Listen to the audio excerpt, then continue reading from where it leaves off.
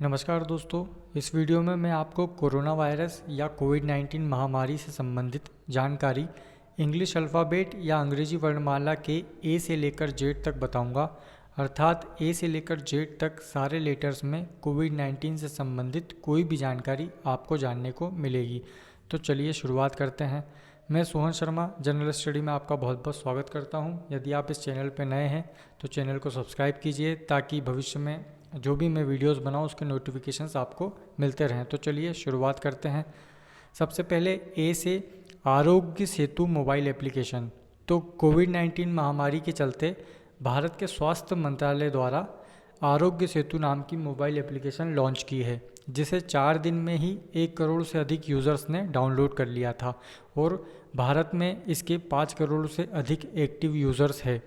भारत की ही तरह सिंगापुर में ट्रेस टुगेदर एप्लीकेशन और चीन में क्लोज कॉन्टैक्ट डिटेक्टर तथा ब्रिटेन में C19 Covid symptoms tracker application का इस्तेमाल कोरोना संक्रमण रोकने के लिए किया जा रहा है। यदि आपने अभी तक आरोग्य सेतु मोबाइल एप्लीकेशन को अपने मोबाइल में इंस्टॉल नहीं किया है तो जल्द ही कर लीजिए। चलिए इस ऐप के बारे में मैं आपको थोड़ा बता देता हूँ। इसे आप अपने एंड्रॉयड मोबाइल के प्ले स्टोर में जाकर इंस्टॉल कर सकते हैं। इंस्टॉलेशन के बाद यह आपसे सबसे पहले भाषा का चयन करने कहेगा। इसमें हिंदी व अंग्रेजी के साथ करीब 10 भाषा के विकल्प उपलब्ध है। इसके बाद आपके मोबाइल की लोकेशन व ब्लूटूथ ऑन रखने की परमिशन चाहेगा, तो इस एप्लीकेशन के काम करने के लिए इसे परमिट कर दे। साथ ही आपसे आपका मोबाइल नंबर मांगेगा। इसे डालते ही एक OTP आपके मोबाइल पर आएगा और वेरिफिकेशन हो जाएगा। इसके पश्चात आपसे कुछ बेसिक जानकारी चाहेगा, जैसे आपका पूरा नाम, उम्र, पेशा, विगत 30 दिनों में विदेश की यात्रा की जानकारी तथा वॉलंटियरशिप के लिए जानकारी। यदि जानकारी सबमिट कर देने के बाद आपका रजिस्ट्रेशन संपन्न हो जाता है, इसके पश्चात वह आपसे आपके स्वास्थ्य को लेकर कुछ प्रश्न पूछेगा, जैसे आपको बुखार, कफ या सांस लेने में तकलीफ़ तो नहीं है। उचित विकल्प चुनकर आगे बढ़े। फिर आपसे कोई बीमारी जैसे ब्लड प्रेशर, डायबिटीज़, हृदय रोग, फेफड़े संबंधित रोगों की जानकारी चाही जाएगी। फिर पुनः आपसे विगत 14 दिनों में किसी अंतर्राष्ट्रीय यात्रा से संबंधित प्रश्न पूछे जाएंगे। यह एप्लीकेशन आपको सभी प्रदेशों के कोविड-19 हेल्पलाइन नंबर, चिकित्सीय परामर्श, सेल्फ असेसमेंट टेस्ट, स्वास्थ्य मंत्रालय की ट्वीट आदि की जानकारी आपको देता रहेगा। इसके बाद बी से BCG अर्थात बेसिलस कैलमेट गुएरिन का टीका, जो वैक्सीन भारत में लगभग लगते आ रही है काफ़ी समय से।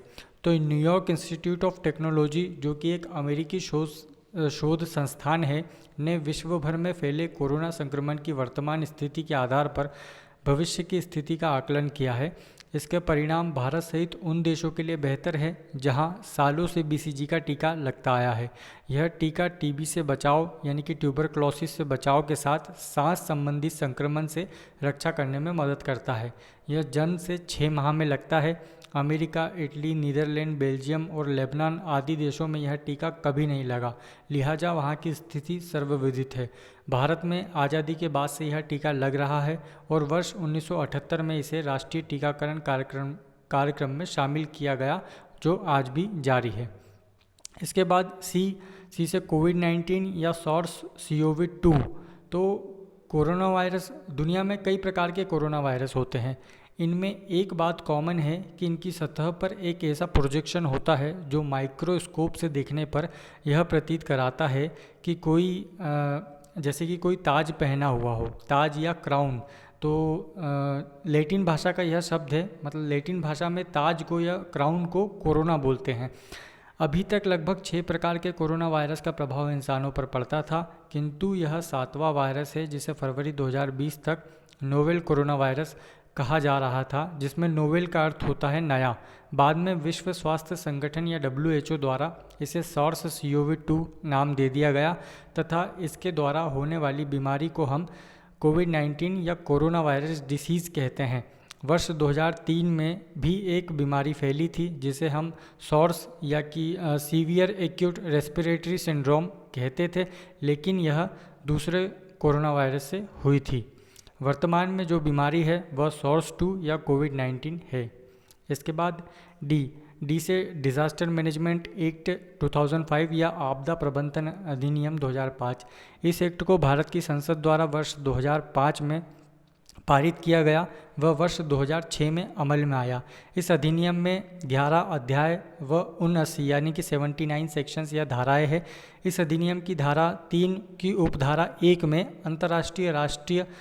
अंतर्गत राष्ट्रीय स्तर पर राष्ट्रीय आपदा प्रबंधन प्राधिकरण या अधिकरण का गठन किया गया है, जिसके अध्यक्ष देश के प्रधानमंत्री होते हैं। वहीं धारा 14 के अंतर्गत प्रत्येक राज्य में राज्य स्तर पर एक राज्य आपदा प्रबंधन प्राधिकरण या अधिकरण का गठन किया गया है, जिसके अध्यक्ष संबंधित राज्य के मुख्यमंत्री होते हैं। साथ ही धारा 25 के अंतर्गत प्रत्येक जिले में जिला स्तर पर एक जिला आपदा प्रबंधन प्राधिकरण या अधिकरण का गठन किया जाता है, जिसके अध्यक्ष जिला दंडाधिकारी या उस जिले के कलेक्टर होते हैं। साथ ही धारा 44 व 45 के अंतर्गत नेशनल डिजास्टर रिस्पांस फोर्स यानी कि NDRF का गठन किया गया है।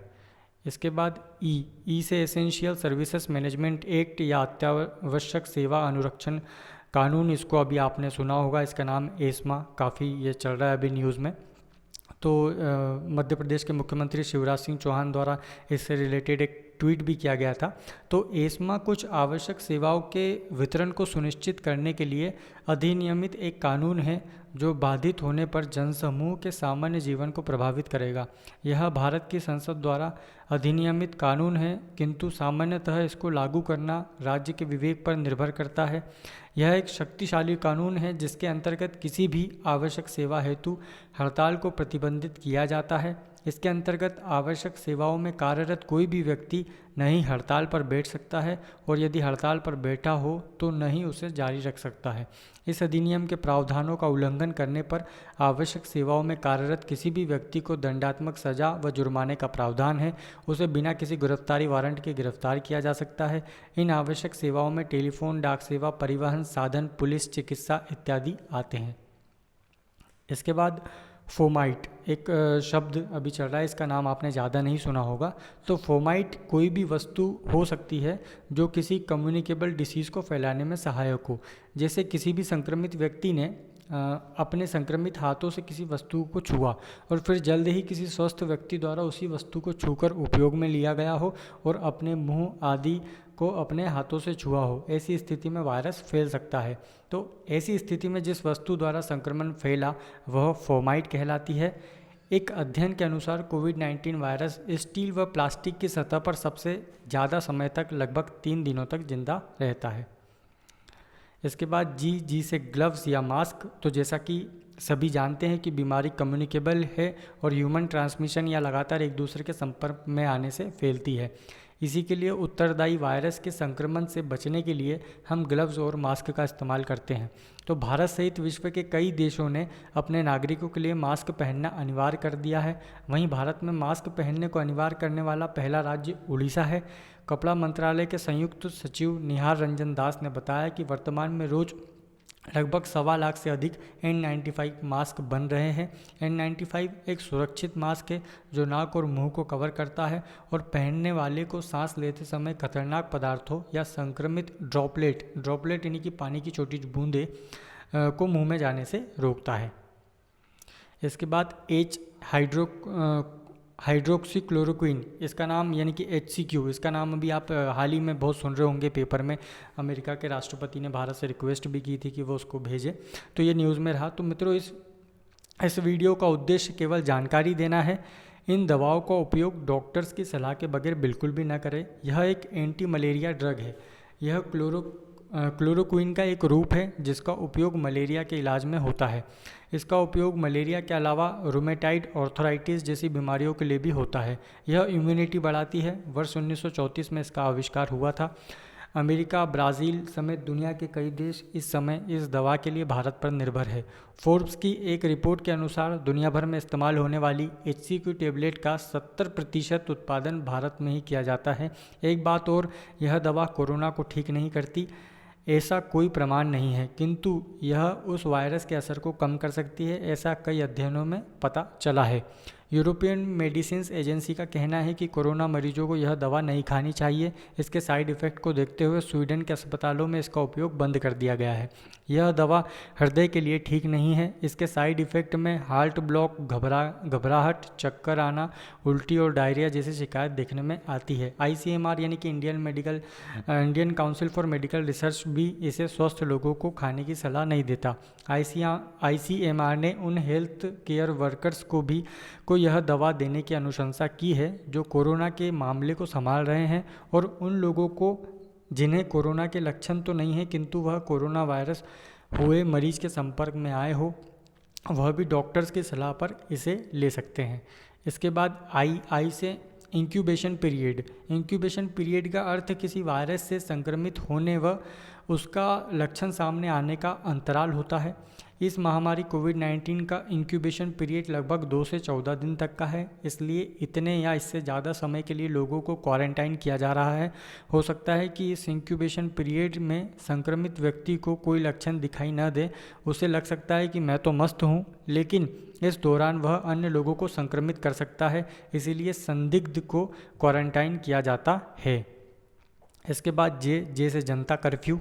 तो 19 मार्च को करीब आधे घंटे के लाइव टेलीकास्ट में देश के प्रधानमंत्री श्री नरेंद्र मोदी ने सभी देशवासियों को संबोधित करते हुए दिनांक 22 मार्च को सुबह 7 बजे से रात्रि 9 बजे तक अपने अपने घरों में रहने की अपील लोगों से की थी। आमतौर पर कर्फ्यू पब्लिक अथॉरिटी द्वारा आपातकाल की स्थिति में एक निश्चित समय के लिए एक निश्चित स्थान पर लगाया जाता है, जिसमें लोगों का घर से बाहर निकलने पर प्रतिबंध होता है और लोगों के लिए इसे मानना बाध्यकारी होता है। चूँकि 22 मार्च को लगा यह कर्फ्यू लोगों के लिए बाध्यकारी नहीं था और इसे लोगों के लिए कर्फ्यू कहा गया, इसीलिए यह जनता कर्फ्यू कहलाया। इसके बाद के से किट की बात करेंगे। एक किट का नाम बहुत अभी चल रहा है PPE किट। तो PPE किट में गाउन, टोपी, शू कवर, मास्क और ग्लव्स आते हैं। इसका इस्तेमाल डॉक्टर्स के अलावा आइसोलेशन वार्ड के स्टाफ तथा टेस्टिंग व सैंपलिंग में जुटे हुए लोग भी करते हैं। कोविड-19 महामारी फैलने से पहले देश में PPE कवरऑल्स की सालाना खपत लगभग 50,000 थी, किंतु विशेषज्ञों के अनुसार अब रोज़ 1 लाख से अधिक किट की ज़रूरत पड़ रही है।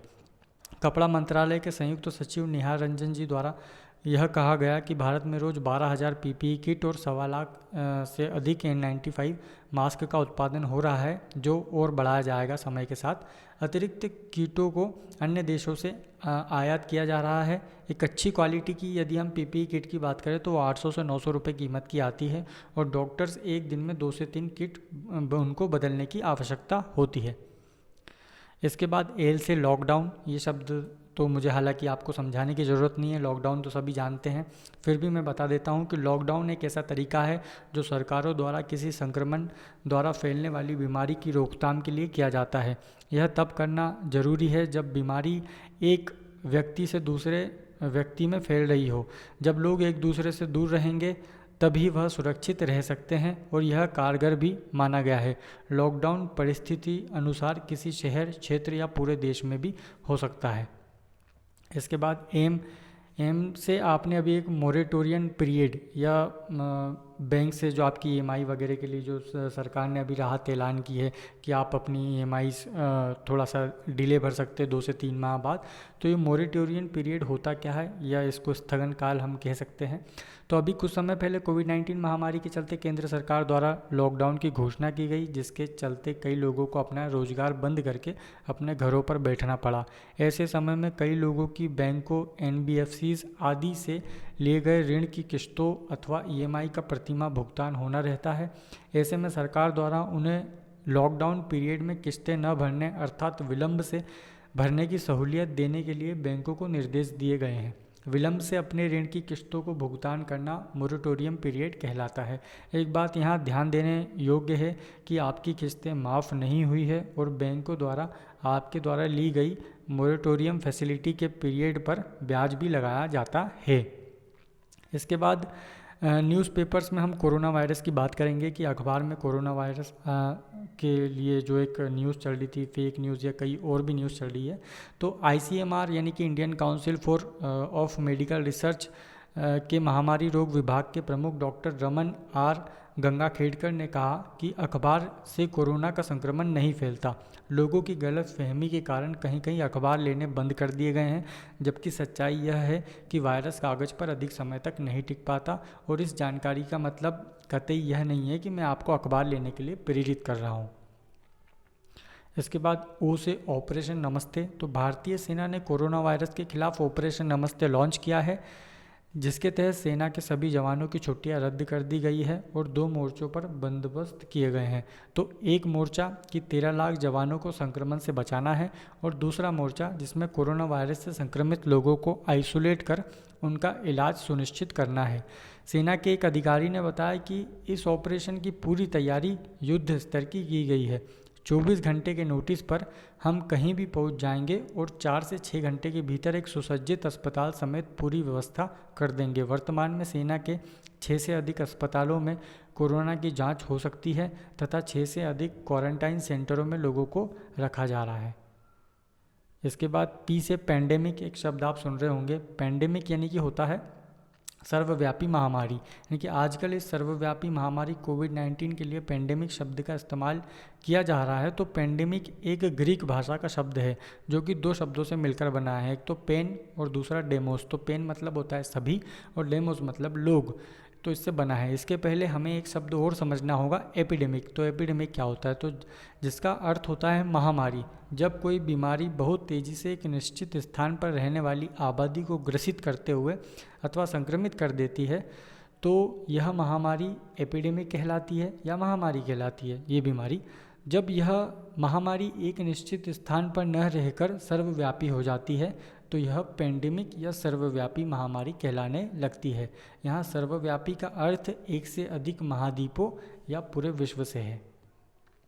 इसके बाद क्यू से क्वारंटाइन या आइसोलेशन, ये शब्द अभी आजकल आप बहुत सुन रहे होंगे। तो क्वारंटाइन और आइसोलेशन में थोड़ा सा डिफरेंस है, इसको मैं आपको बता देता हूँ। तो क्वारंटाइन एक स्वस्थ व्यक्ति को किया जाता है जो कि एक संदिग्ध व्यक्ति होता है जिसे किसी वायरस या संक्रमण होने का संदेह हो और यह संदेह हो कि वह किसी पीड़ित व्यक्ति के संपर्क में आया हो। उस व्यक्ति को एक निश्चित समय तब तक दूसरों के संपर्क में न आने के लिए कहा जाता है जब तक उसमें उक्त संक्रमण से संबंधित लक्षण न दिखाई दे। इसे क्वारंटाइन करना कहा जाता है।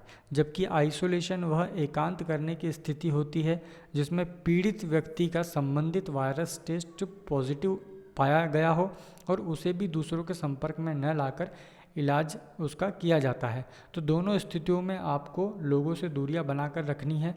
क्वारंटाइन की स्थिति में यदि आप अपने घर में हो तो भी अपने परिवार के सदस्यों, खासतौर पर बुजुर्गों से आपको दूरियां बनाकर रखनी है। इसके बाद आर से सबसे पहले मैं रासुका यानी कि राष्ट्रीय सुरक्षा कानून या नेशनल सिक्योरिटी एक्ट या NSA, इसके बारे में मैं आपको समझाऊंगा। तो रासुका या नेशनल सिक्योरिटी एक्ट 1980 भारत की संसद द्वारा 23 सितंबर 1980 को प्रवर्तित किया गया, जिसका उद्देश्य कुछ मामलों या इससे जुड़े मामलों के लिए निरोध प्रदान करना है। यह कानून भारत की केंद्र सरकार अथवा किसी राज्य सरकार को यह अधिकार देता है कि वह भारत की सुरक्षा के खिलाफ कदम उठाने वाले किसी भी व्यक्ति को रोक सकती है और उसे दंड दिए जाने के लिए आगामी कार्रवाई कर सकती है। अब आर से आपको एक शब्द और यहाँ पर समझना है, आर नॉट वैल्यू। ये जो संक्रमण या वायरस से संबंधित जो भी बीमारियां होती है जिसे संक्रमण फैलता है या कम्युनिकेबल डिसीज़ होती है, उसको एक आर नॉट वैल्यू दी जाती है। तो यह किसी भी वायरस का एक रिप्रोडक्शन नंबर होता है। यह बताता है कि कोई भी संक्रमित व्यक्ति अपने साथ कितने स्वस्थ लोगों को संक्रमित करेगा। तो यदि हम कोविड-19 की बात करें तो कोविड-19 की जो आर नॉट वैल्यू है, यानी कि एक कोविड-19 या कोरोना वायरस से पीड़ित व्यक्ति अपने साथ कितने स्वस्थ लोगों को पीड़ित करेगा, तो वो लगभग 2.3 से 3.0 यानी कि 2 से 3 लोगों को वो पीड़ित या संक्रमित कर सकता है। अर्थात आदर्श स्थिति में कोविड-19 से संक्रमित व्यक्ति लगभग 2 से 3 स्वस्थ व्यक्तियों को संक्रमित कर सकता है। हो सकता है अभी आपको यह नंबर कम लग रहा हो, लेकिन यह मल्टीप्लाई होता जाता है। जैसे 10 व्यक्ति 30 लोगों को, और वहीं 30 व्यक्ति 90 लोगों को, और इसी क्रम में 90 व्यक्ति 270 लोगों को संक्रमित करेंगे। तो सोशल डिस्टेंसिंग या लॉकडाउन का पालन करने पर हम इस वायरस की R0 वैल्यू को कम करने का प्रयास कर रहे हैं। यह वैल्यू 1 या उससे कम होने पर वायरस का प्रभाव बहुत कम हो जाता है और इससे लड़ना भी आसान हो जाता है। इसके बाद S से हम देखेंगे साइलेंट कैरियर। तो कोरोना पीड़ित दुनिया में साइलेंट कैरियर इंसानों की अब एक नई प्रजाति बन गई है। ये वो है जिनके कोविड-19 टेस्ट का रिजल्ट पॉजिटिव है, लेकिन उनमें कई दिनों तक लक्षण दिखाई नहीं देते। साइलेंट कैरियर की संख्या इतनी ज़्यादा है कि अब यह एक नई चिंता का विषय होता जा रहा है। माना जा रहा है कि कोरोना के 3 में से 1 रोगी साइलेंट कैरियर होता है और लगभग 25% मरीजों में लक्षण नहीं दिखाई देते। इसलिए हमें इस महामारी को गंभीरता से लेते हुए शासन व सरकार द्वारा दिए जा रहे निर्देशों का पालन करना चाहिए, जिसमें सोशल डिस्टेंसिंग के साथ मास्क लगाए रहना व समय समय पर हाथ धोते रहना महत्वपूर्ण है। इसके बाद टी से टाइगर को, जो अभी एक न्यूज़ आई थी कि जो टाइगर एक जू में न्यूयॉर्क के कोरोना पॉजिटिव पाया गया था, तो पूरे विश्व के लिए यह एक चिंता का विषय बन गया जब न्यूयॉर्क के चिड़ियाघर में कोविड-19 का संक्रमण एक टाइगर में होना पाया गया। इसके बाद लोगों को भय था कि कहीं यह पालतू जानवर जैसे कुत्ता, बिल्ली आदि में तो नहीं फैल सकता है। तो न्यूयॉर्क की एक एजेंसी द्वारा लगभग 4000 से अधिक पालतू जानवरों पर कोविड-19 टेस्ट किया गया, किंतु परिणाम सुखद रहे, कोई भी संक्रमित नहीं था। रही बात टाइगर्स के संक्रमित होने की, तो यह प्रजाति वैसे भी आइसोलेट रहती है। इंसानों के साथ इनका घुलना मिलना आमतौर पर नहीं होता, इसलिए यह ज़्यादा गंभीर विषय नहीं है। इसके बाद यू से WHO यानी कि United Nation World Health Organization या संयुक्त राष्ट्र विश्व स्वास्थ्य संगठन। तो विश्व स्वास्थ्य संगठन या WHO संयुक्त राष्ट्र की एक विशेष एजेंसी है जो अंतर्राष्ट्रीय सार्वजनिक स्वास्थ्य के लिए जिम्मेदार है। हाल ही में यह खबर में तब आया जब अमेरिका ने WHO पर चीनी एजेंडों का समर्थन करने का आरोप लगाते हुए अमेरिका द्वारा दी जाने वाली वित्तीय मदद को रोकने का ऐलान किया। उल्लेखनीय है कि संयुक्त राष्ट्र में सम्मिलित सभी देशों द्वारा WHO को मदद के स्वरूप कुछ वित्तीय राशि देनी होती है और उसमें अमेरिका अकेला लगभग 15% की मदद करता है। विश्व स्वास्थ्य संगठन का मुख्यालय स्विट्जरलैंड के जेनेवा में स्थित है और वर्तमान में इसके डायरेक्टर जनरल टेड्रोस एधनोम है। साथ ही डिप्टी डायरेक्टर जनरल में एक नाम जो हमारे लिए बहुत महत्वपूर्ण हो जाता है और वह है सौम्या स्वामीनाथन का, क्योंकि वह एक भारतीय मूल की है। इसके बाद वी से बात करें यदि हम वैक्सीन की या टीके की, तो जब इस महामारी के बारे में बहुत सी बातें हो गई तो अब वैक्सीन के बारे में भी बात कर ली जाए। तो हाल ही में WHO ने माना कि जब तक कोरोना वायरस की वैक्सीन का आविष्कार नहीं हो जाता, हमें सोशल डिस्टेंसिंग का पालन करते रहना होगा। और पुणे की company serum institute of India, America biotechnology firm Codagenix और फार्मा कंपनी सनोफी के साथ कोरोना वायरस का टीका बना रही है। तो सीरम इंस्टीट्यूट ऑफ टेक्नोलॉजी के एग्जीक्यूटिव डायरेक्टर डॉक्टर राजीव डेरे ने बताया कि इस टीके को बनने में करीब 2.5 वर्ष का समय लग जाएगा। 1.5 साल का समय इसके क्लिनिकल ट्रायल में लग जाएगा, फिर इसे मैन्युफैक्चरिंग के लिए भेज देंगे और फिर सफल ट्रायल के बाद सरकार इसे मार्केट में लाने की इजाज़त देती है। इसके बाद 1 साल लगता है। उन्होंने कहा कि यदि विदेश में भारत से पहले यदि टीका बन जाता है तब भी उसको भारत आने में 2.5 वर्ष से अधिक का समय लग सकता है। हालांकि आपको बता दें कि किसी भी बीमारी का टीका बनने में अमूमन 4 साल का समय लगता है, लेकिन सरकारी व ब्यूरोक्रेटिक प्रक्रिया में कम समय लगने के कारण इसमें थोड़ा कम समय लगेगा। साथ ही इस टीके की कीमत कम से कम रखने पर जोर दिया जा रहा है। इसे मुनाफे की दृष्टि से न देखते हुए केवल मानवता का मामला मानकर लागत मूल्य लिए जाने का विचार है। वहीं वैक्सीन बनाने की प्रक्रिया में सबसे आगे अर्थात जिसने फेज़ 1 क्लिनिकल ट्रायल कर लिया है वह अमेरिकन कंपनी मॉडर्ना अभी 45 लोगों पर टीके से होने वाले प्रभाव व साइड इफ़ेक्ट का अध्ययन कर रही है। इसके बाद 100 और स्वस्थ वॉलंटियर्स पर परीक्षण करेंगे। दुनिया भर में 44 टीमें टीके यानी कि वैक्सीन पर काम कर रही है। अमेरिका की मॉडर्ना व चीन की कैंसिनो का टीका क्लिनिकल ट्रायल पर है। सफलता के बाद अनुमान है कि यह अगले वर्ष के प्रारंभ तक आ सकता है। इसके बाद W यानी कि वर्क फ्रॉम होम या घर से काम करने का चलन। तो वर्तमान परिस्थितियों के अनुसार दुनिया भर में कंपनियों की कार्यशैली में उम्मीद से ज़्यादा बदलाव नज़र आ रहा है। तो माइक्रोसॉफ्ट, गूगल, अमेजन जैसी अधिकांश कंपनियां वर्क फ्रॉम होम को तरजीह दे रही है। अमेरिकन एजेंसी गार्टनर के ताज़ा सर्वे के मुताबिक 74% CFO यानी कि चीफ फाइनेंशियल ऑफिसर मानते हैं कि बिना ऑफिस आए काम करने का नुस्खा उम्मीद से कई ज़्यादा अच्छा परिणाम दे रहा है। वे यह व्यवस्था स्थायी रूप से लागू करना चाहते हैं ताकि ऑफिस खर्च कम किया जा सके। यही नहीं, 81% CFO ने तो यहाँ तक के कह दिया कि वे भविष्य में वर्क फ्रॉम होम के रूप में ही कर्मचारियों की भर्ती करेंगे और इसके लिए अलग से लचीला रुख अपनाएंगे। यूनिवर्सिटी ऑफ टेक्सास के शोधकर्ता ने माना कि घर से काम करने के दौरान बिजली ईंधन की कम खपत से पर्यावरण को भी फायदा होगा।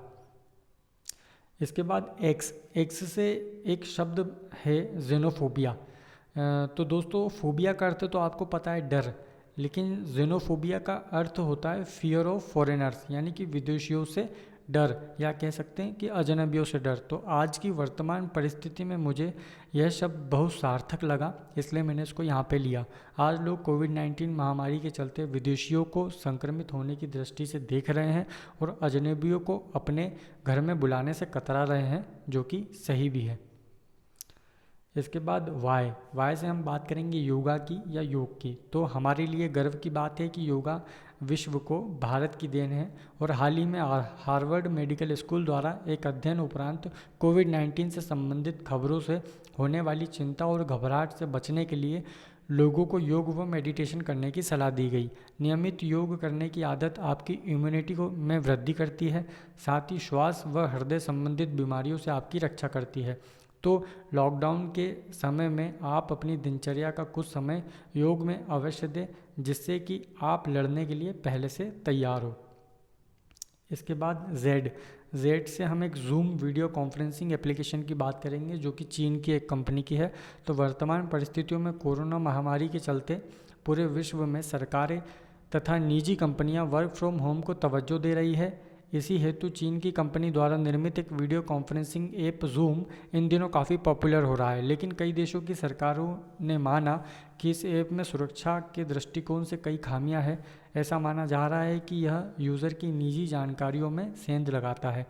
इसी सिलसिले में केंद्र सरकार ने सॉफ्टवेयर कंपनियों को जूम जैसा एक देसी वीडियो कॉन्फ्रेंसिंग एप्लीकेशन डेवलप करने के लिए कहा है और इसकी इनामी राशि 1 करोड़ रुपए रखी गई है। इस एप्लीकेशन को बनाने में सरकार ने कई शर्तें रखी है, जैसे सभी डिवाइसेस में चले, कमज़ोर नेटवर्क वाले क्षेत्रों में भी काम करे, डेटा इनक्रिप्टेड फॉर्म में ट्रांसफ़र करे और पावर की कम से कम खपत करे आदि। So thank you so much. I hope कि इस वीडियो से आपको काफ़ी कुछ नया जानने को मिला होगा। यदि वीडियो में उपलब्ध जानकारी पसंद आई हो तो अपने मित्रों में इसे साझा करें, वीडियो को लाइक करें, अपने जो भी विचार हो कमेंट के माध्यम से मुझे प्रेषित करें। अपने घर पर रहे, सुरक्षित रहे, शासन के निर्देशों का पालन करें। जय हिंद।